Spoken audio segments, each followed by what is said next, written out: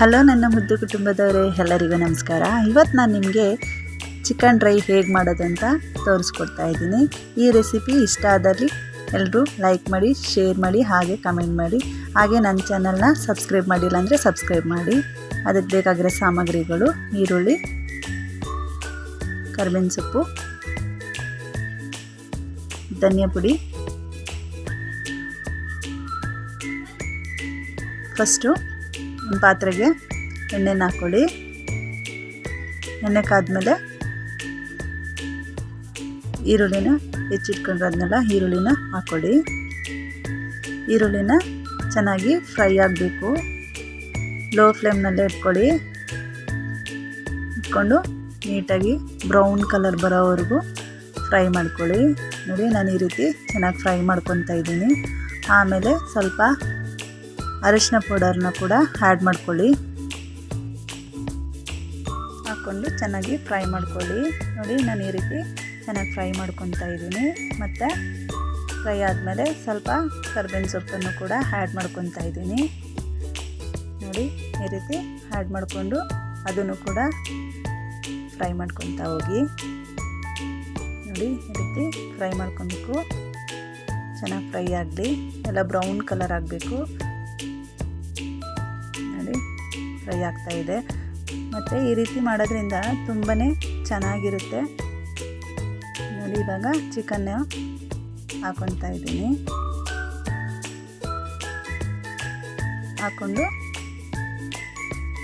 ನೀಟಾಗಿ ಎಲ್ಲನೂ ಮಿಕ್ಸ್ ಮಾಡ್ಕೊಳ್ಳಿ. ಮಿಕ್ಸ್ ಮಾಡಿಕೊಂಡು ಫುಲ್ ಅದು ಸ್ಮೆಲ್ ಹೋಗಬೇಕು, ಹಸಿ ವಾಸನೆ ಎಲ್ಲ ಹೋಗಬೇಕು. ಸ್ವಲ್ಪ ಅರಿಶಿನ ಜಾಸ್ತಿನೇ ಹಾಕ್ಕೊಂಡಿರ್ತೀನಿ ನಾನು, ಯಾಕಂದರೆ ಸ್ಮೆಲ್ ಬರಬಾರ್ದು ಅಂತ. ನೀಟಾಗಿ ಫ್ರೈ ಆಗಬೇಕು. ನೋಡಿ, ಲಾಸ್ಟಲ್ಲಿ ಸ್ವಲ್ಪ ಉಪ್ಪನ್ನು ಆ್ಯಡ್ ಮಾಡ್ಕೊತಾ ಇದ್ದೀನಿ. ಆ್ಯಡ್ ಮಾಡಿಕೊಂಡು ಮಿಕ್ಸ್ ಮಾಡ್ಕೊಳ್ಳಿ. ಈಗ ಒಂದು ಪಾತ್ರೆಗೆ ಎಣ್ಣೆ ಹಾಕ್ಕೊಬೇಕು.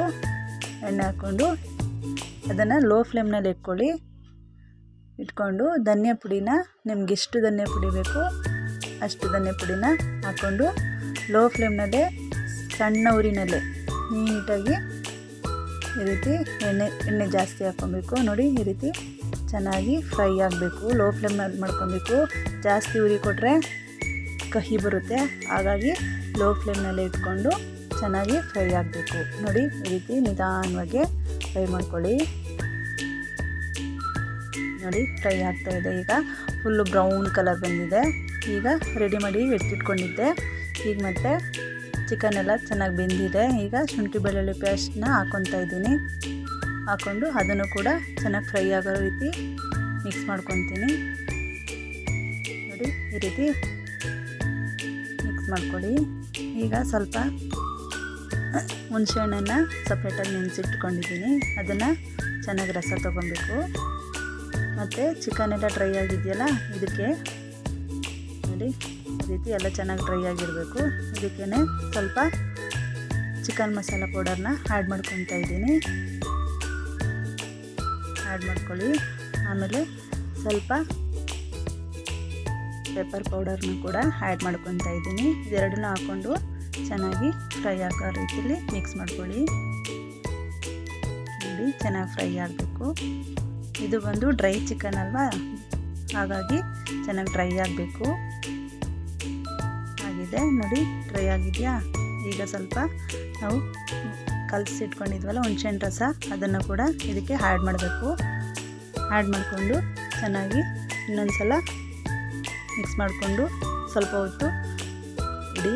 ನೆಕ್ಸ್ಟು ಧನಿಯಾ ಪುಡಿನ ನಾವು ಲೋ ಫ್ಲೇಮ್ನಲ್ಲೇ ಫ್ರೈ ಮಾಡಿ ಇಟ್ಕೊಂಡಿದ್ವಲ್ಲ, ಅದನ್ನು ಇದಕ್ಕೆ ಹಾಕ್ಕೊಂಡು ಮಿಕ್ಸ್ ಮಾಡ್ಕೊಳ್ಳಿ. ನೋಡಿ, ಈ ರೀತಿ ಮಾಡಿ ಹಾಕೋದ್ರಿಂದ ಚಿಕನ್ ಫ್ರೈ ಬ್ಲ್ಯಾಕ್ ಆಗಿ ಬರುತ್ತೆ.